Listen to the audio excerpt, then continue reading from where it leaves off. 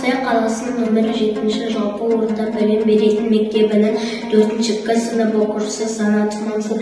Мен де оқыдым, сенімде оқы бірнеше кітаптан тұратын көрмені таныстырып өткім келеді. Бұл Қобыланды батыр кітабы, бұл Алматы баспасында шыққан.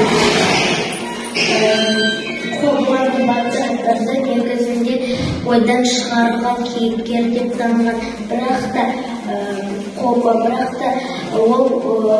алтын орда ыдырау кезінде 15-ші ғасырда өмір сүргені дәлелденген. Тағы да Қобыланды батыр Қыпшақ халқының қолбасшысы және де батыры болады. Қобыланды батырды көбінесе Қара Қыпшақ Қобыланды деп атайды. Ол Алпамыс батыр кітабы. Алпамыс батыр қазақ эпостарының ішіндегі ең көне жырлардың бірі. Алпамыс батыр кітабын оқып, бұрынғы замандағы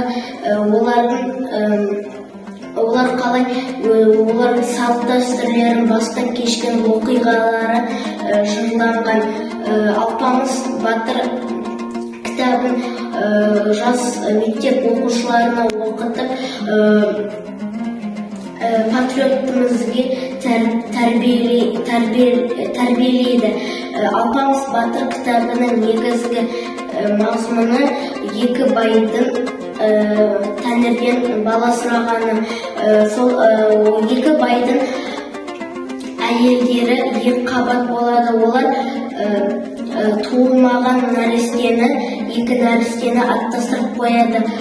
Ол екі нәрестені аттастырып қояды. Олар бұрынғы заманның салт дәстүрін қолданады. Алпамыс батыр туралы қазіргі заманда Алпамыс батыр туралы ұмытпай, Алпамыс батыр туралы сол бұрынғы заманның салт дәстүрлерін білсе екен дегім келеді. Бұл Боқбай ханым Әбілқайыр ханның жары. Боқбай ханым әйелдік міндетін атқара қоймай, елдік биліктерге де араласқан болатын. Әбілқайыр ханды өлтірген Барақ сұлтаннан кек алу үшін Боқбай ханым өзінің інісін шақырып, інісіне бұйрық береді. Тажын ал, ең әуелі басындағы кісесін ұмыт кетпе, қасындағы асасын 5 қаруын түгел сыпыр, мөріңі саусағының тасындағы деп айтады. Боқбай ханымның інісі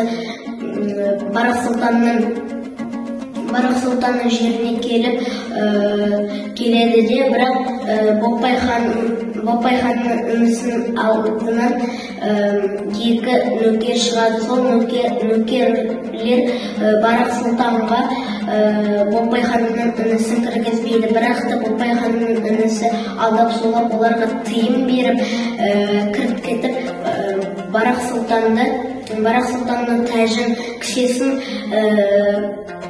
алып кетеді, және де мөрін алып кетеді. Мөрсіз Барақ сұлтан ешқандай хан бола алмайды.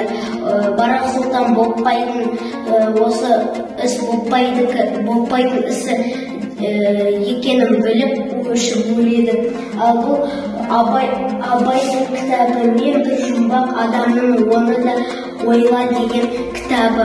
Бұл кітапта Абайдың поэмалары, аудармалары, өлеңдері, қара сөздері енгізілген.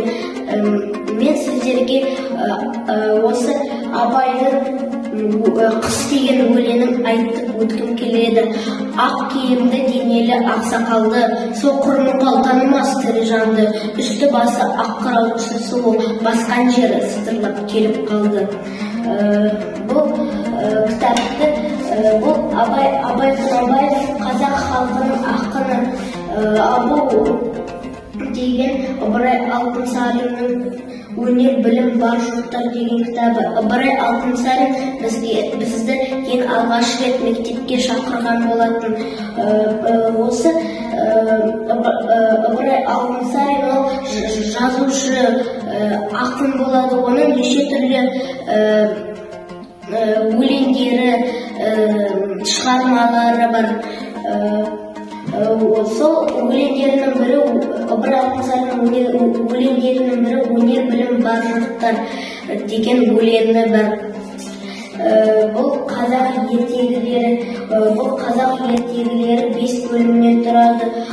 Осы қазақ ертегілерінің ішінде өте көп кітаптар бар. Өте көп кітаптардың ертегілері бар. Бұл әжемнің ертегілерінде біз мұнда көп кейіпкерлермен, жануарлармен танысамыз.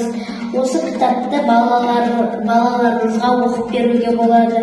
Ағайынды Гримм ертегілері. Бұл кітапты 7 ергежейлі бір ханшайымды қорғау керек. Оны ешқайда шығармай қорғау керек. Бұл ергежейлер, бұл әжемнің ертегілері. Бұл кітапта аңыздар енгізілген. Аңыздар ертегілер енгізілген.